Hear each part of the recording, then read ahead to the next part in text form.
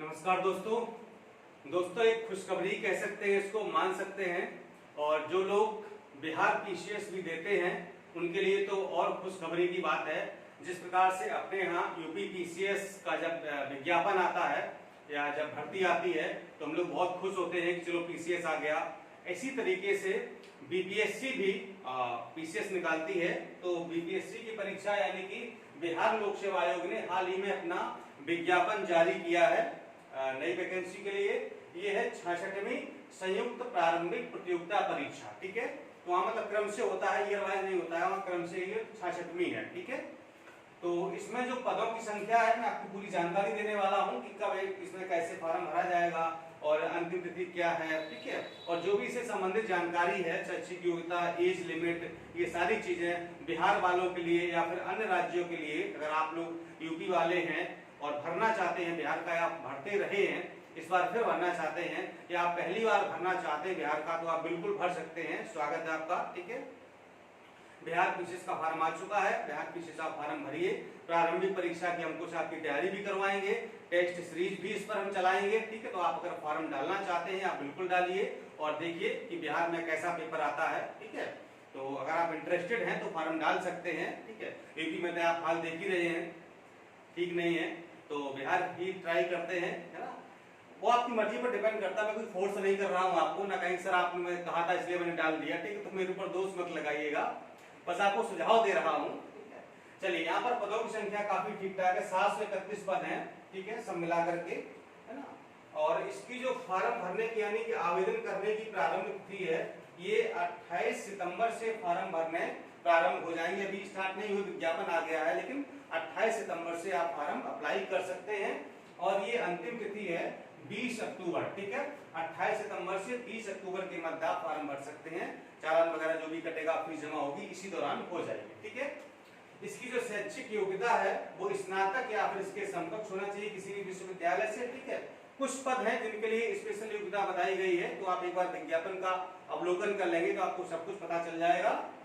और इसमें जो आयु सीमा है कि कितने आयु के लोग भर सकते हैं। ठीक है, तो जो यहाँ पर आयु काउंट किया जाएगा वो है 1 जून 2020 को आपकी आयु इतनी होनी चाहिए। ठीक है, न्यूनतम कितनी, 20 वर्ष, 21 वर्ष और 22 वर्ष। ठीक है, कुछ पद ऐसे हैं जिनकी न्यूनतम आयु 20 वर्ष है, कुछ पद ऐसे हैं जिसकी न्यूनतम आयु 21 वर्ष है, कुछ पद ऐसे हैं जिनकी न्यूनतम आयु 22 वर्ष है। ठीक है, तो मतलब अगर आपकी आयु 20 वर्ष भी है तो आप फॉर्म डाल सकते हैं, लेकिन कुछ पदों के लिए। ठीक है, 21 साल के हैं तो कुछ पदों के लिए, और 22 साल के हैं तो फिर आप सभी पदों के लिए डाल सकते हैं। ठीक है, इसकी जो अधिकतम आयु सीमा है तो अनारक्षित यानी कि जनरल के जो पुरुष हैं उनके लिए 37 यानी कि 37 वर्ष है। ठीक है, और जो सामान्य वर्ग की महिलाएं यानी कि अनारक्षित वर्ग की महिलाएं हैं, पिछड़ा वर्ग के पुरुष महिला हैं, अत्यंत जो पिछड़ा वर्ग है उसके पुरुष महिला हैं, उनके लिए 40 वर्ष है। ठीक है, यहाँ पर देखिएगा अनारक्षित यानी जनरल की महिलाएं, सामान्य वर्ग की महिलाएं और पिछड़ा वर्ग और अत्यंत पिछड़ा वर्ग के पुरुष व महिलाएं दोनों शामिल हैं, तो इन लोगों के लिए 40 वर्ष है। और अनुसूचित जाति और अनुसूचित जनजाति पुरुष और महिलाएं दोनों के लिए जो आयु है वो है 42 वर्ष। ठीक है, लेकिन ये कहाँ होने चाहिए, ये बिहार के मूल निवासी होने चाहिए, अन्य राज्यों के नहीं होंगे। ठीक है, परीक्षा शुल्क कितना लिया जाएगा आपसे, जनरल के लिए, सामान्य के लिए 600 रुपए लिया जाएगा। अगर एससी यानी कि अनुसूचित जाति अनुसूचित जनजाति के हैं, एससी एसटी बिहार के हैं तो फिर 150 रुपए देने होंगे। महिला है, बिहार की हो, बिहार की महिला है, चाहे वो आरक्षित हो चाहे अनारक्षित हो, यानी चाहे सामान्य वर्ग की हो चाहे ओबीसी मतलब पहला किसी भी वर्ग की हो, बिहार की मूल निवासी महिला किसी भी वर्ग की हो, उसको 150 रुपए शुल्क देना होगा। जो दिव्यांगजन लोग हैं वो किसी भी, चाहे पुरुष हो चाहे महिला हो, चाहे मतलब बिहार के हो, ठीक है, तो उनको जो है 150 रुपए देना है।